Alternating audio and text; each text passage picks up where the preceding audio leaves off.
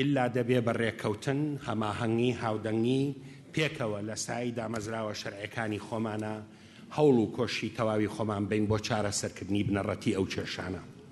پەیوەندیەکانی نێوان هەرێم و بەغدا بابەتێکی گرنگە کە ڕاستە و خۆ ڕنگانەوەی دەبێت لەسەر وەزعی خۆشمان و عێراقیش. سەرباری ئەوانەش من بە ئێوە دەڵێم بە دڵنیاییەوە ڕۆژهەڵاتی ناوەڕاست دووچاری گۆڕانکاری و هەژانی گەورە دەبێت.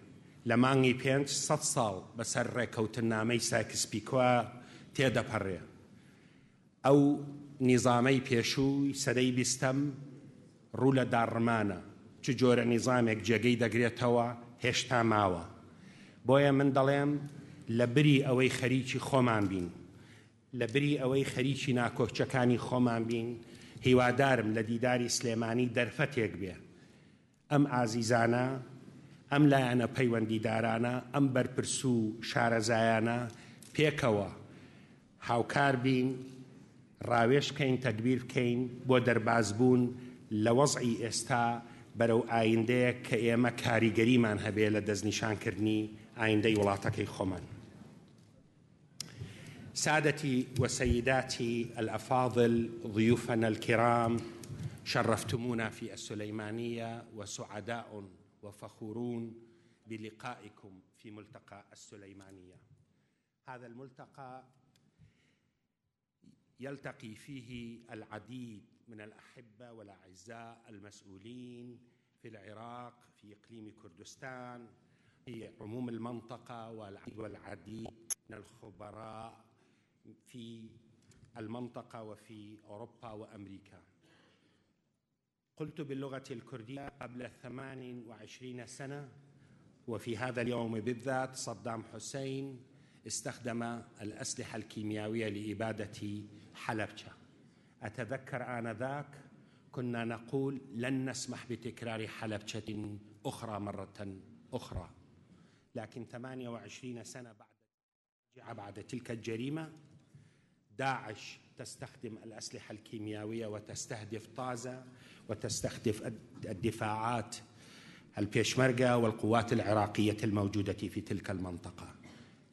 تذكير مهم أننا لا يمكن أن ننسى ولا يمكن أن نتناسى تلك الظروف التي أدت بنا إلى تلك الفواجع، ويجب أن نقيم وبدقة أن المنطقة تعيش حالة تحولات كبرى، ونحن بحاجة إلى الوقوف عندها وتمتين وحدة صفوفنا من أجل دحر الإرهاب والتطرف وتأكيد التسامح والتعايش، وبدلاً من هدر مواردنا في هذه المنطقة على الحروب والعنف أن نؤكد على ضرورة تضافر الجهود من أجل استثمار مواردنا وإمكانياتنا البشرية وإمكانياتنا الطبيعية من أجل بناء منظومة جديدة في هذا الشرق لن تتكرر فيه فواجع حلبجة.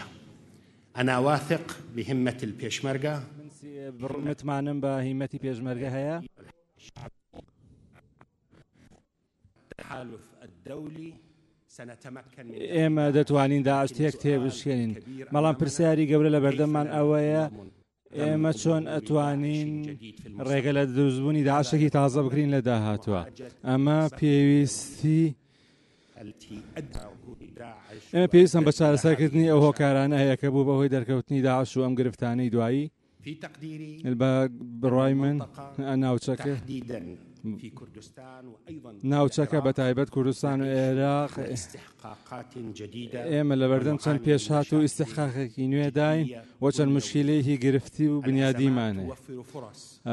قەیرانەکان دەرفە دەڕەخسێنن بۆ دۆزینەوەی چارەسەری تازە و بۆ ئەوەی بتوانین مامەڵە لەگەڵ ئەم گۆڕانکاریانە بکەن. بە بڕای من بە خەمڵاندنی من ئێستا کاتی ئەوەیە کە بە جددی بۆسین لە کوردستان هەڵوێستە لەسەر گرفتەکانی خۆمان بکەین و لەسەر بنەمای ئەوەی کە چارەسەری گرفتە ئابوووریەکانی خۆمان بکەین و ڕوانگەیەکی تازە مسۆگەر بکەین بۆ ئەوەی کوردستان بخەینە سەر حاڵەتێکە پێکدادان و ئەو کێشمەکێشەی ئێسای تیانەمێنێ.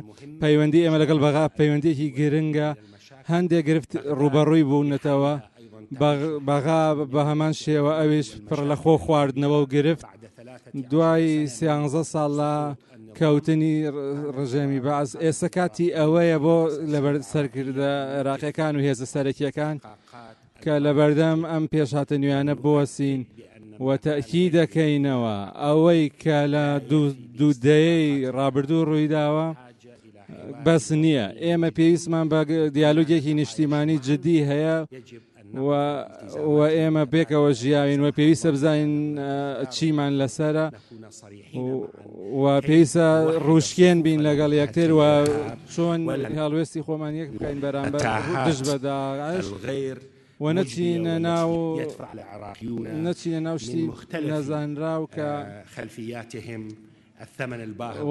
عێراقیەکان باجەدەن من متمانەم هەیە بە توانای هێزە سەرەکیەکان کە بگەنە چارەسەرێکی گونجاو و پێویست و من متمانەم بە عێراقیەکان هەیە بە کورد و عەرەبەوە بە سوننە و شیعەوە و تورکمان من شیعە زیدی بن و جگجگ غەیری ئەوانش بەشدارن لە بەرژەوەندی یەک بەرژەوەندی کە ئەویش تێکشکاندنی تیرۆریزمە و لە ڕەگەردەهێنانێتی لە ڕیشەوە و هەروەها بەشدارن لە یەک بەرژەوەندی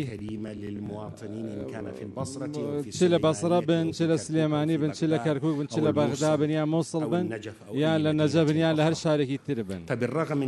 سەرباری ئەو ناکۆکیانی کە هەمانە ئامەلم هەیە کە بگەینە چارەسەر کە بەرژەوەندی هەمومان مسۆگەر بکات. ناوچەکە لە حاڵەتێکە ئاژی کە پڕە لە گۆڕانکاری بنیادی لە مانگی 5 یادی سەدەمین ساڵەی ڕێکەوتنامەی سایکس بیکۆیە کە ڕۆژهەڵاتی ناوەڕاستی بەش کردووە کە ئێمە لە سەدەی پێشوو بینیمە. نازانین داهاتوو چۆن نازام داهاتوو چۆنە بێ بەڵام دڵنیەقینم هەیە کە ئەوەی لەسەرینی بەردەوام نابێت.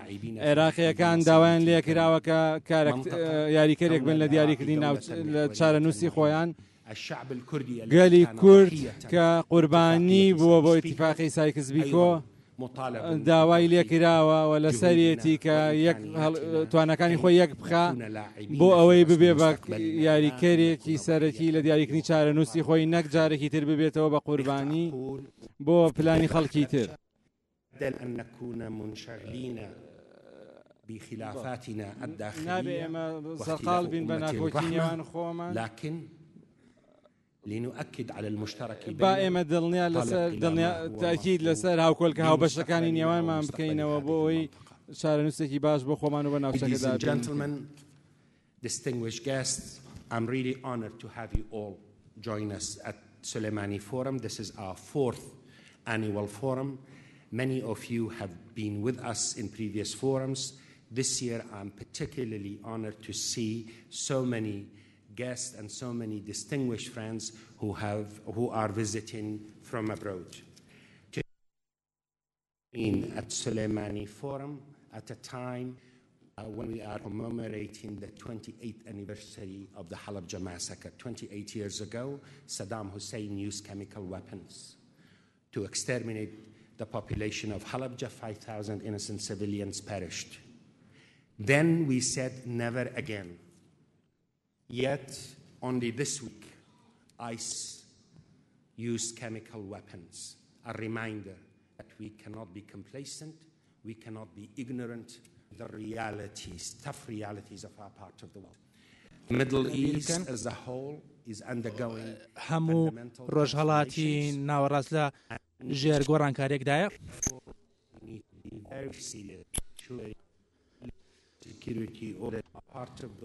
و بۆیە پێویستە هەموو لایەنەکان و هەموو خەڵکی ناوچەکە ڕێزیان لێ بگیرێت و تیرۆر و ڕەگەزپەرستی هیچ داهاتوێکی نییە لەو ناوچەیەدا. ئەمە شتێکی ئاسان نییە.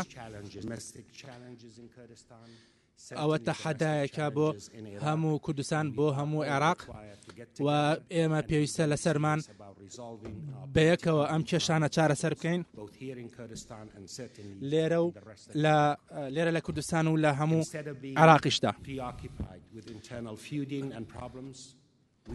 لە جاتی ئەوەی کە ئێمە داگیر بکرین بە کێشە و قەیرانەکان پێویستە هەمومان یەکگرتوو بین لە دژی داعش هێزەکانمان پێشمەرگە لەگەڵ حەشتی شەعبی و هەموو هێزەکانی دیکە و هاوپەیمانی نێودەوڵەتی کە ئەمریکا سەکردایەتی دەکات دڵنیاین کە دەتوانن ئەم وڵاتە ڕزگار بکەن لە میلیشیاکانی داعش بەڵام کێشەکە ئەوەیە ئێمە ڕێگەنەدەین داعشێکی دیکە لە عێراق دەربکەوێت هیوا خوازم کە سولی فۆرم ببێت بە هەلێک بۆ لەناوبردنی یاخود تاوتوێکردنی قەیرانەکان بۆ گفتوگۆکردنی هەموو قەیرانەکان بۆ ئەوەی بگەینە ئامانجێکی یاخود لێک تێگەشتنێک ئێمە دەتوانین ئەو لێک تێگەشتنە دروست بکەین و پێکەوە پێویستە پێکەوە ڕێگە نەدەین هەڵەبجەیەکی دیکە لەم ناوچێدا ڕوو بدات بەڕێزان سەرۆک وەزیرانی هەرێمی کوردستان کە پشتگیرێکی باشی ئەم زانکۆیی کردووە وتاری دەبێت کاک نێچیر فەرموون.